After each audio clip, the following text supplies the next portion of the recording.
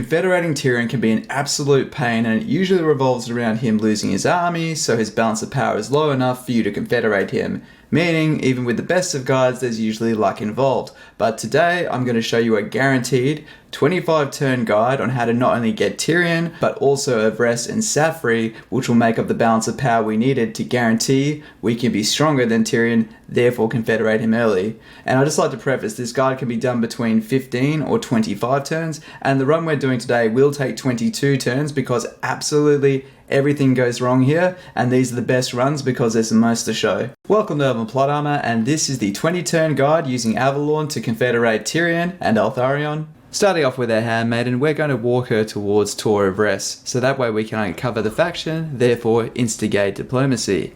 We're going to trade a non-aggression pact for joining the war with Broken Axe, and this won't really come into play, but it'll definitely get us on side with Eltharion. Now, engage in diplomacy with Saphery. You won't be able to sign any agreements yet, but you will be able to give gifts, so give 7 gifts. It seems like a lot, but let's just go with it. Always use small gifts, and it's best to try and bulk give gifts in this early stage because as their wealth grows, their perception of what a gift is worth will also grow with them, so hammer the gifts when they're poor. As for Alarielle, we're going to march her up, but don't attack the settlement, instead make sure you attack the army. This is vitally important, just trust me here. For this battle is fairly straightforward. We've got our Illyrian Reavers hiding over there, and we've got Alarielle herself. We're going to use her to bait out the artillery shells. Formation we're using is we're going to have Sisters of Avelorn in the centre, spears at the front of the flanks, and then Treaties in the back to countercharge. So let's just start the battle. We're just going to make sure that the artillery is going to waste its ammo on Alarielle. So we're just going to hit fast forward and make her do lazy 8s.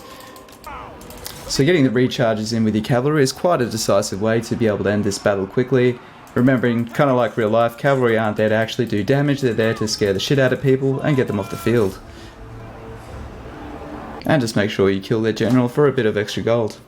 So that's a Pyrrhic victory. You can obviously do a lot better if you waste the ammo, but I'm quite happy to take that one on the chin, and like I said, this is to show that this fits everyone's playstyle, so you can do it a bit better if you do want to try and cheese it. And of course we're going to take the gold and the influence, we just need it. So now what we need to do is completely destroy this army. We do not want him recruiting anything. And of course you want to fight that battle so you get a bit more healing on Alarielle. It might only be a little bit of gold, but I'm going to take it.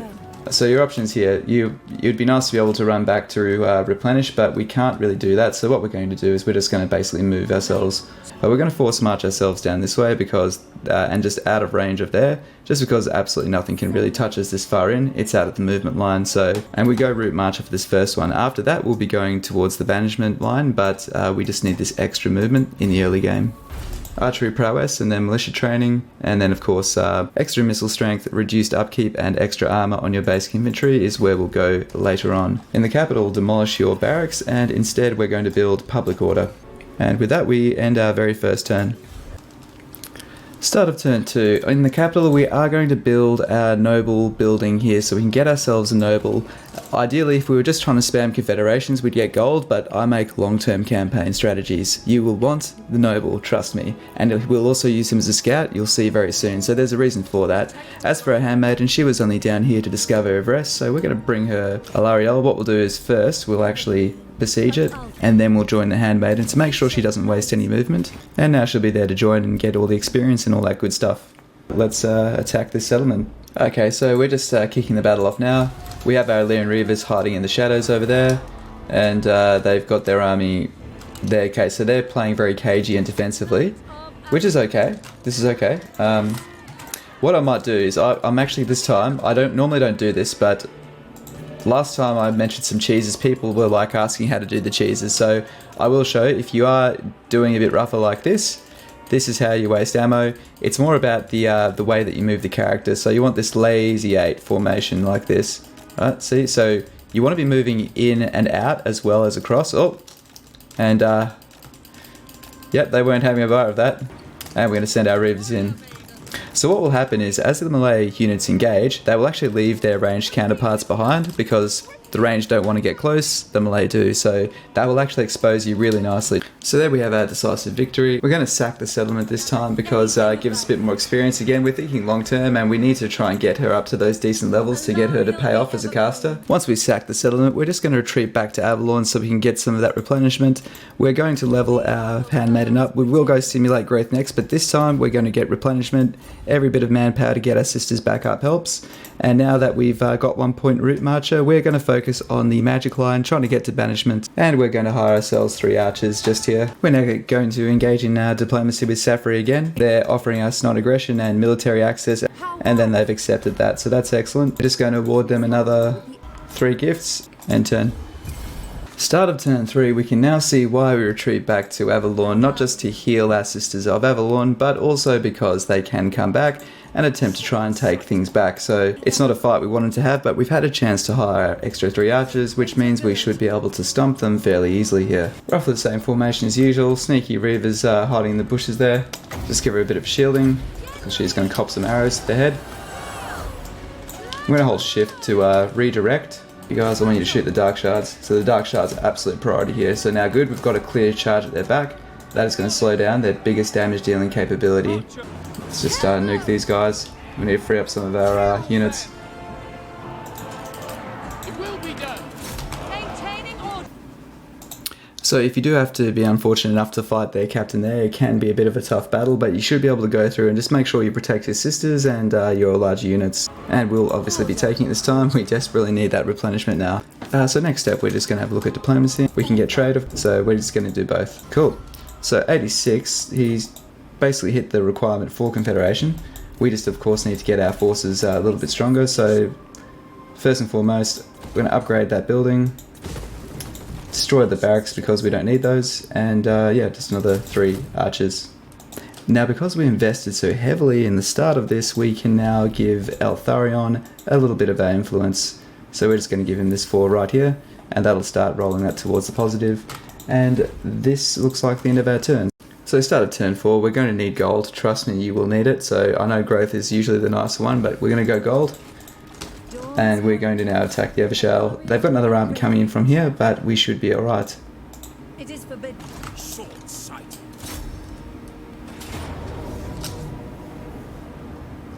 And this should make for another easy victory. Start of turn number 5. Let's have a look at diplomacy and see how Saphery is sitting.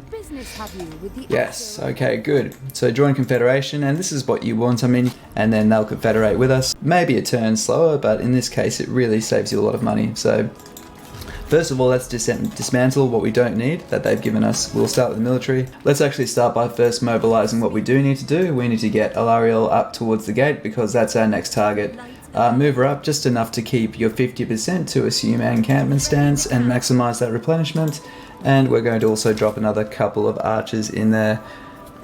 Hire this guy here. So we're just going to get this guy to scout out here. The reason being is unless this faction who owns the gate is at war with the person trying to cross it, they can walk under absolutely freely. So that is an issue. The Scourge of Khaine can still come underneath here and take these provinces whilst you're out beating them down here. So just be really careful. So we're going to have this guy scout, even get some influence, and Alarielle will be able to go here, sack their capital, and make it so Krays can take them, because we don't want to control this area. We don't want to be seen by the Dark Elves here. We want to be able to sit back here, let these guys do the fighting, build it up, and then we'll confederate them later.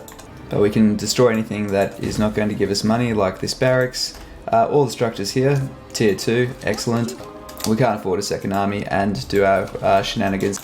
We'll see how he goes. It looks like Grom is actually moving forward, so he's probably got his army here. He's got 1 army to verse Grom's stack of 12 there, so who's stronger? We do need to read the situation, so he's looking pretty damn weak, which is good for us. And he's looking... Turn 6 is quite simply attacking the gate. Now while this looks difficult, it actually isn't too bad. Just make sure you deploy far on the right hand side. Don't have your archers on top of each other like I do here. Advance, rain down, targeting their ranged units first, keep your units safe from their towers, and then eliminate their biggest threats in melee like the Blackguard, and then eventually just storm the walls, overrun them, and the building will be yours. We can use this money, and now we've built everything up that we need, and then we can just go straight to and upgrade that. So let's talk to Eltharion. Okay, he's finally weak again, which is good, so we need to take advantage. So 1, 6.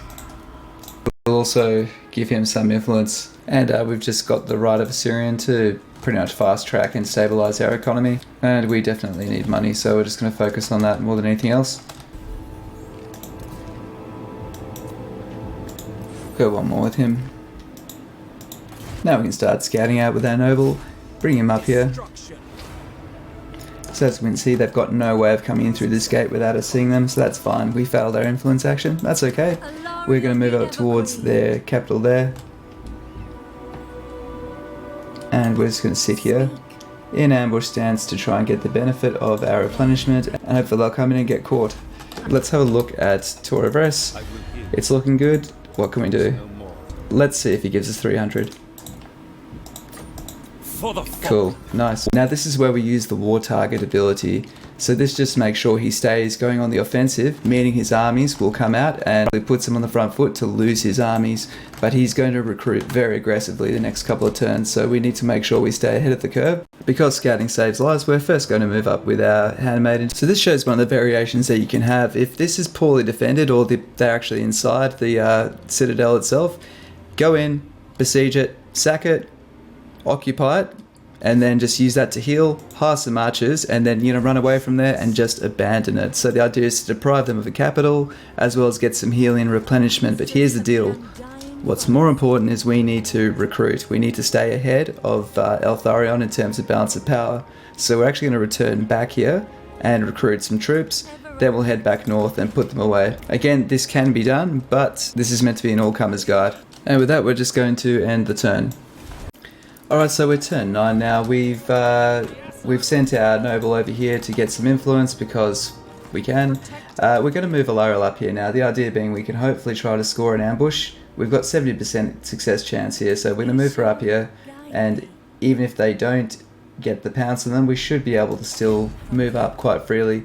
We're going to embed the Handmaiden into the army, hopefully increasing our balance of power further. We've got the full stack now, which is excellent. So this is where we need to make the decision of, do we need to raise another army to try and get that balance of power in our favour? We've got the war target there. We can't raise RORs yet, which is the big con. So let's have a look what supply lines does to us if we raise this extra lord. An extra 720. It's probably worth doing. So fire, where's my gorgeous, ridiculous fire mage? There she is. Throw her in there, hire another 3 archers. No, we're just going to see if we could give this money to either of the guys we're trying to win over anytime soon, and you know what, we will. Stuff it. Here you go. As you say. There we go, that's at least stopped it going negative. I know that doesn't seem like much, but it is important. So he's definitely going to be over 100 next turn, so that's great. And we have scored ourselves an ambush. Let's do it. And just set up on both sides of them and absolutely shred them. And that's a great result. They'll still live. So we're just going to attack these guys up the top. I'm actually going to do it. Your life is mine. Yes. So we're just going to scout up here as usual. And let's just get ourselves into our sneaky ambush stance. Okay, let's see if we can get him with 4,000. Help me avenge my father. If not, leave.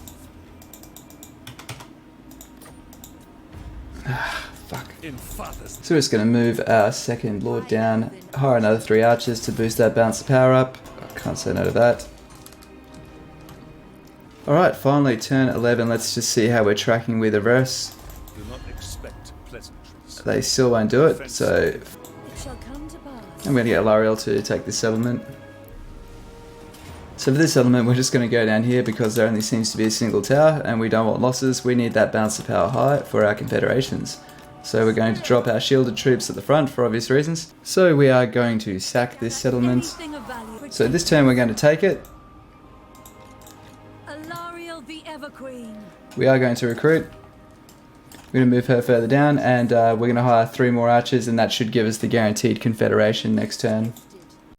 So turn 12, we're trying to get these guys on board to attack the Scourge of Khaine. So we've got them now hopefully going to take these territories back off them. So that will still take 2 turns to get to, which I'm happy with. So we're going to do 1 more recruitment. Just hire 3 more lots of archers. This will definitely get them in front. And hopefully they're about to have a bit of a tussle, so that would be good. Start of turn 13. We were more patient this time. He's definitely been hurt. I will consider any suggestion. There we go, good. It's not going to happen, is it? Oh, it did. Speak. So what we'll do is we're first going to win this battle, and then we'll see what we do with the winnings. As usual, we're just going to sit up on one side to minimise the amount of towers that can saturate us with gunfire. And we're going to try and move in. Yeah, we did that pretty badly, but that's what happens when you fast forward the battle. Regardless, what we do want to do is start getting Tyrion on side. So we've already got ourselves a great noble, so we can really start spending hard on Tyrion.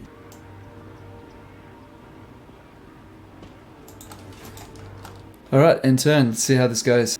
Turn 14, the Scourge of Khaine are now destroyed. And we need to almost burn these troops down so we can get some money back. And in situations like this, we just use the Invocation of All to give ourselves Siege Attacker, faction wide.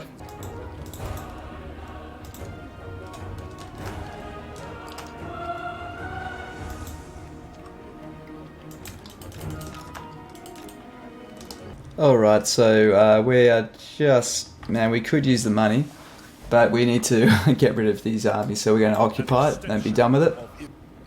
We'll give him 2 gifts. So we're now going to really use him as a target for our influence to get it back up. And we don't want to be giving him too much money because that's just going to strengthen him. Turn 15, and it's always good to see. It's good that Eltharion already has the Weight Watcher.